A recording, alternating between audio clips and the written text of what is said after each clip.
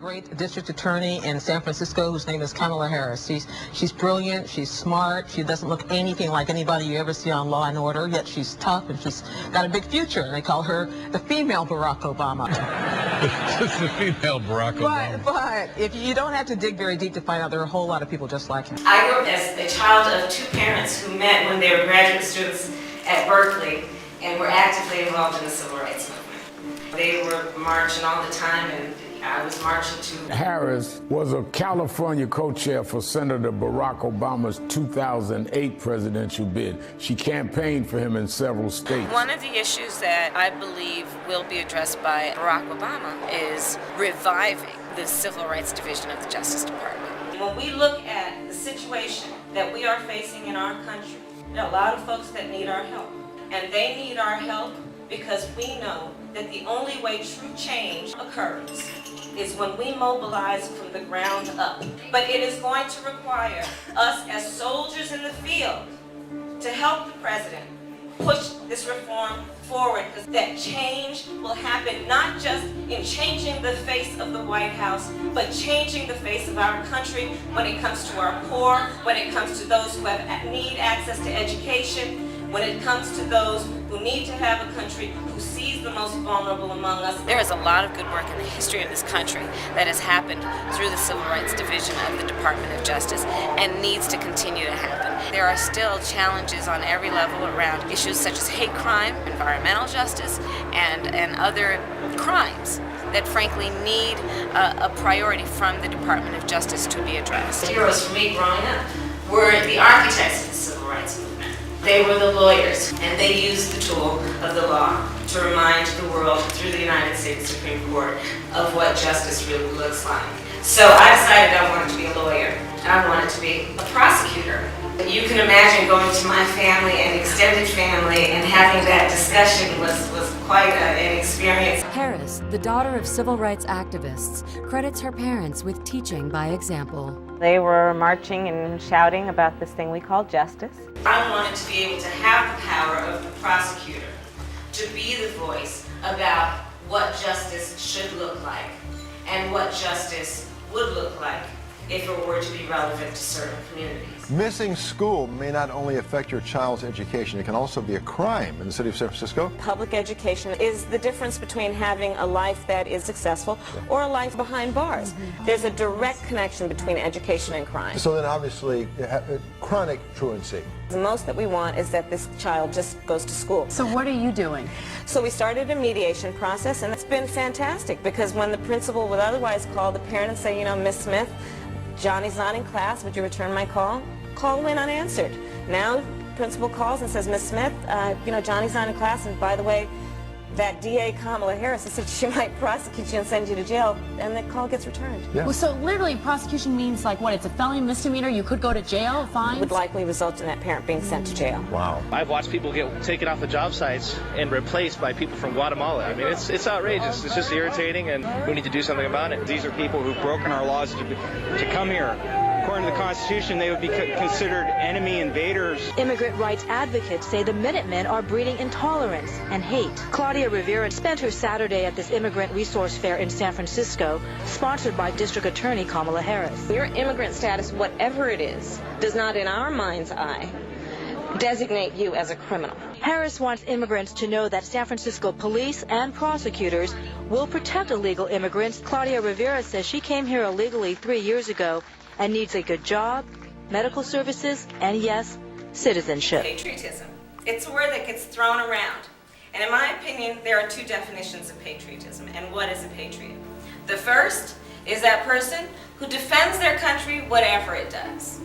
The second is the kind of patriot I am, and I believe you are. And that's the kind of patriot who believes in the promise of our country.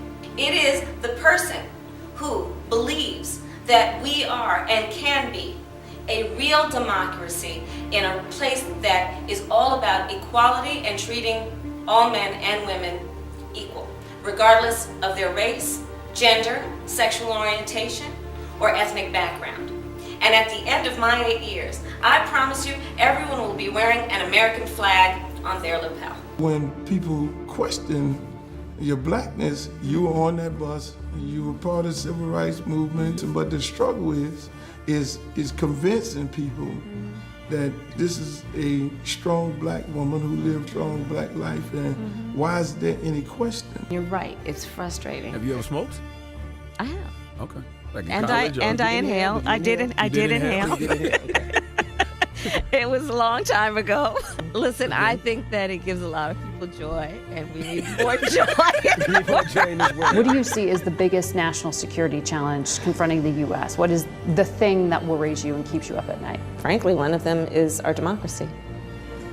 And that I could talk about because that's not classified.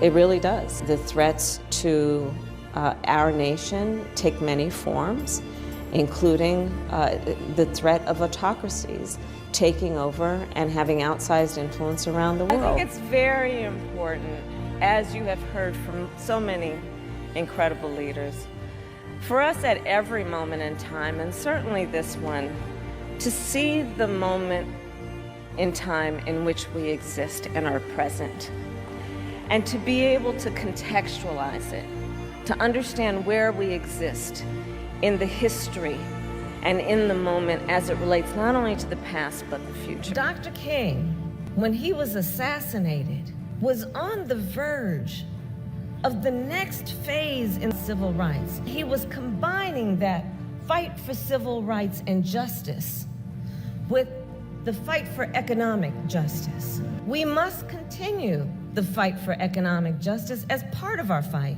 for civil rights. We gotta keep our eye on our affirmative agenda while we are handling all those attacks. Because we will not fully, I believe, achieve the dream of freedom until it includes economic justice for all. Yes, we do talk about equity. We actually believe it is a good principle, in spite what some so-called leaders might try to suggest. We are proud of the fact that equity is one of our guiding principles. We understand equality is important, but not everybody starts out on the same base. We must be clear-eyed about the fact that, yes, we want everyone to get an equal amount. That sounds right. But not everyone starts out from the same place. Some people start out on first base, some people start out on third base. And if the goal is truly about equality, it has to be about a goal of saying everybody should end up in the same place. And since we didn't start in the same place, some folks might need more. Equitable distribution. Okay, guys, you know what? America does not want to witness a food fight. They want to know how we're going to put food on their table. Yes? I wrote an article about you. I just outlined everything that everybody was saying about you. Whether she's black enough, does she like black men? She's putting black people in jail, but at the same time, I write that. And I didn't have a conversation with you. When we had the conversation and we talked about it, we talked about fried chicken and talking about all these different things. And then we talked about the gun and the FICA score and these different, so it was like, okay, it's like, I like this lady. This morning, President Barack Obama officially endorsing Vice President Kamala Harris for president, in addition to a statement that suggests he and Michelle Obama will do, quote, everything we can to elect Kamala Harris the next The Kamala Harris candidacy is energizing Democrats across the country by just about any metric. Donations, volunteers, memes, they've all exploded on the scene. Hours after President Biden bowed out of the race and endorsed his VP on Sunday, more than 40,000 people joined a Zoom call for black women's supporters, and they raised more than $1.5 million. Another Zoom call for black men drew more than 50,000 supporters the next day. Brothers, y'all are doing this thing already. When we mobilize, we win. There's just no stopping it. We make the assumption that women are going to be more excited, and we never think about the men. We support women in every endeavor, and competent women deserve our support. Polls consistently show Biden's decline in popularity among black voters. Went with Black Men says with Harris in, it's a new race. It's important for black men to show we have Kamala Harris's back. On Thursday, more than 160,000 Harris supporters joined one single Zoom call. That call was rallying white women for Harris. Participants in the call included the actress Connie Britton, pop star Pink, and the soccer star Megan Rapinoe. This is our opportunity to show up not only for ourselves, but for Black women. They've given us the whole playbook on how to show up and energize and be organized and tap into all of our networks. So let's just follow their lead. They are thrilled. They are organizing with the kind of energy that reminds you of the early Obama years. People are feeling such joy, such power, such excitement that the Harris campaign has unleashed. Vice President Harris is primed to bring her energy to this campaign, and hopefully, if she's on the ticket winning the election, like it's a big deal. I think she is the closest thing to building on and expanding that Obama continuum, that coalition continuum, as we've had since Obama stepped off the stage. I have what I call a 3 a.m. agenda that is about everything from what we need to do to deliver health care to how you will be able to pay the bills by the end of the month. And when I think about what our country needs, I promise you, I will be a president who leads with a sense of dignity, giving the American family all that they need to get through the end of the month in a way that allows them to prosper.